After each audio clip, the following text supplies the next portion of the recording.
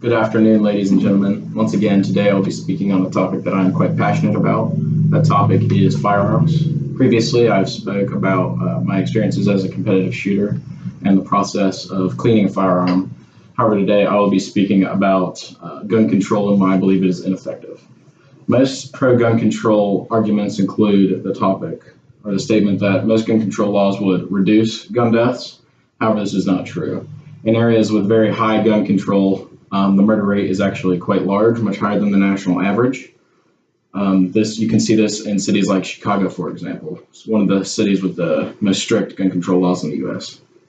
Whereas in areas with very high gun ownership, the murder rate is actually quite low. Pew Research Center has found that 57% of people agree with the statement that gun ownership prevents victimization.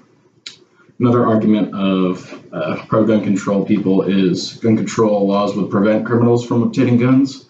However, this statement is also incorrect. Roughly 93% of guns used in violent crimes in the U.S. are obtained illegally. These guns are not all obtained through the black market. They can be obtained through friends or family members just by borrowing those guns.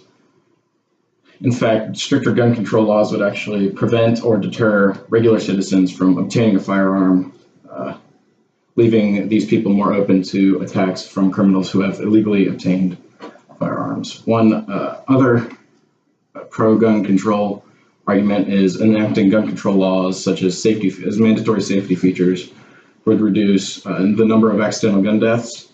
However, my response to this would be more gun education is needed.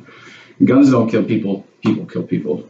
If we educate more young people about the impact that guns can have and how they are an effective tool, not a weapon of destruction and killing, we can actually prevent these. In fact, the governor of Kentucky commented during a community event, "We can't celebrate death in video games.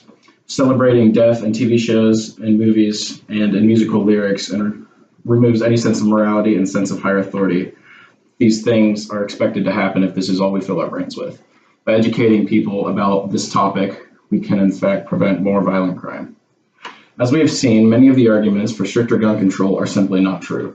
Proponents of gun control continue to try and convince the people that by removing the weapon, the problem will go away. But simply, this is not true. My goal today was to show you the holes in many of the pro-gun control arguments. And over the course of this speech, I hope I have opened your eye to a different perspective on this matter. Thank you. Wow.